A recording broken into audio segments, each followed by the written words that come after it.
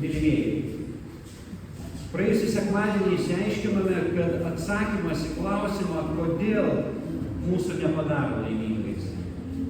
Tai kas mus iš tiesų daro laimingais? Gal tai pasiekti tikslai, diplomas, darbas, šeima, namai, karjera, svajonės? O gal vis dėlto laimė yra pačiame kelyje? Gyvenimo kelyje, kuriuo einame kartu su Dievu. Mes dažnai gyvename orientuoti į galutinį rezultatą. Kai baigsiu mokslus, būsiu laimingas. Kai sukursiu šeimą, būsiu mylimas. Kai užsidirbsiu, galėsiu keliauti. Tačiau pasiekę tikslą dažnai nustebame, kad širdis vis tiek ieško kažko daugiau. Kodėl taip yra? Todėl, kad žmogaus širdis sukurta ne tikslui, bet Dievui. Todėl, kad žmogaus širdis sukurta jam ir tik jam. O Dievas yra su mumis ne tik kelionės pabaigoje, bet visoje kelionėje. Kiekvienas iš mūsų turime savo svajonių ir planų.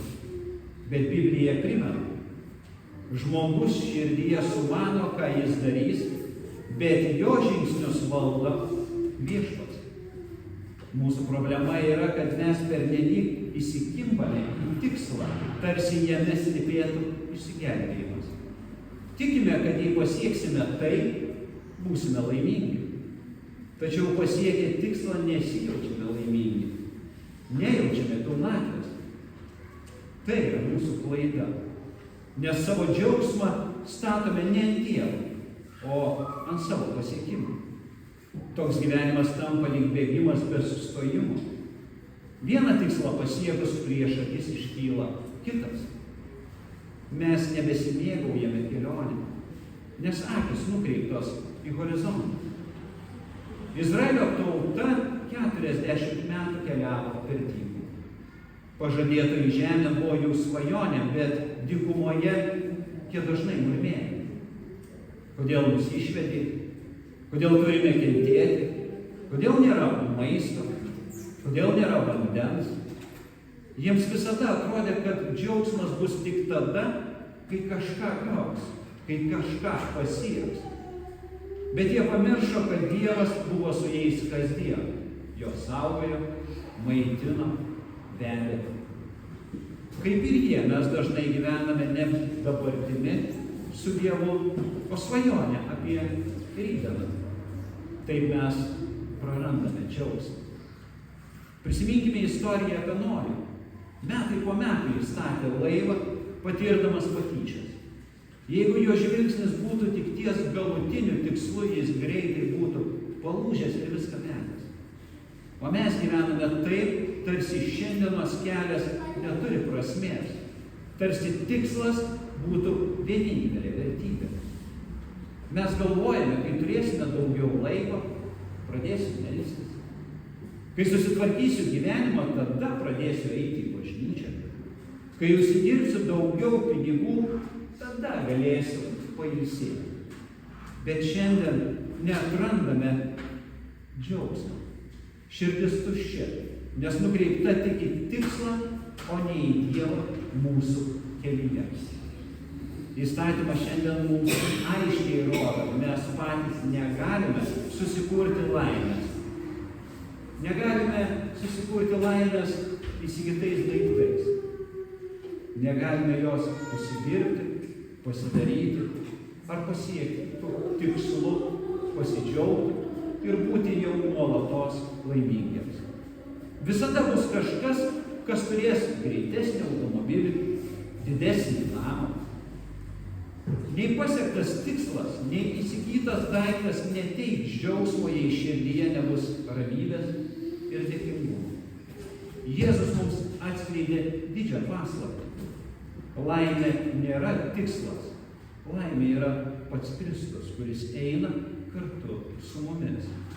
Jėzus sakė, aš esu kelias, tiesa ir gyvenimas. Prisiminkime mokinius keliaujančius į Emausą po Jėzaus nukryžiavimą. Jie nesuprato Jėzaus žodžių. Jie buvo liūdni, nes tikėjosi, kad tikslas bus Kristus kaip karalius, kuris juos išlaisvins. Bet tik tada, kai Jėzus ėjo šalia jų, aiškino raštus ir laužė duoną jų akise, atsivėrė tiesa. Jie suprato, džiaugsmas nėra vien tikslas. Džiaugsmas yra buvimas su Kristumi kelyje, gyvenime, kasdienybėje. Apaštalas Paulius išgyveno daug pavojų, badas, persekiojimus, bet jis džiaugiasi. Kodėl?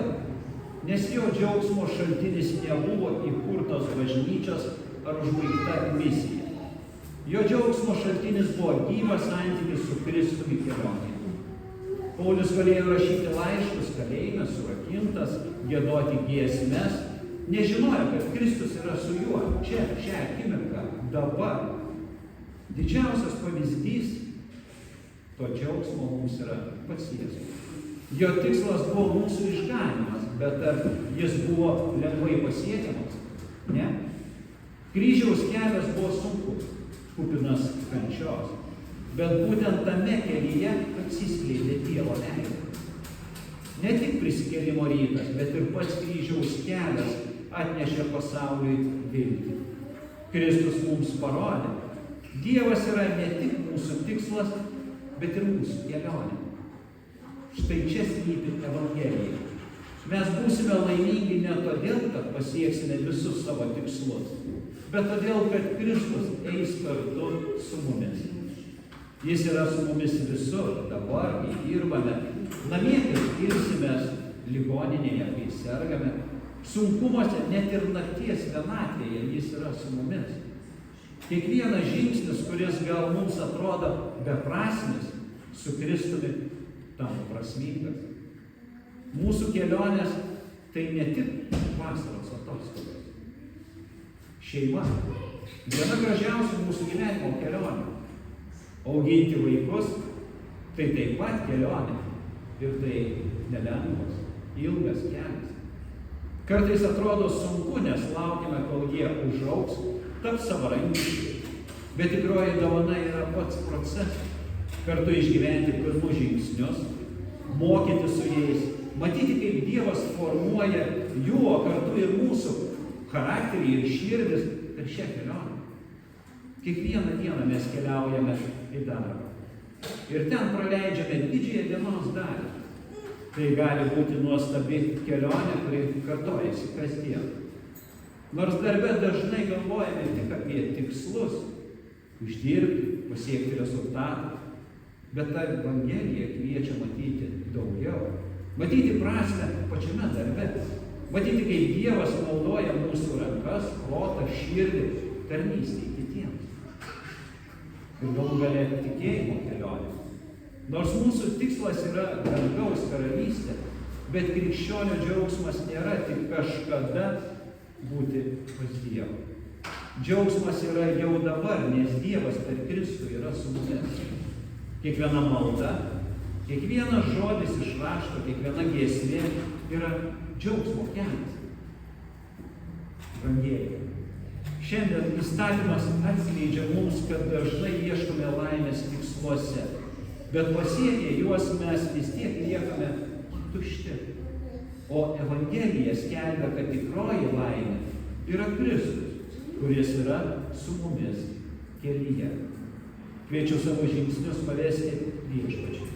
Nesvarbu, koks yra mūsų gyvenimo kelias. Lengvas ar sunkus, trumpas ar ilgas.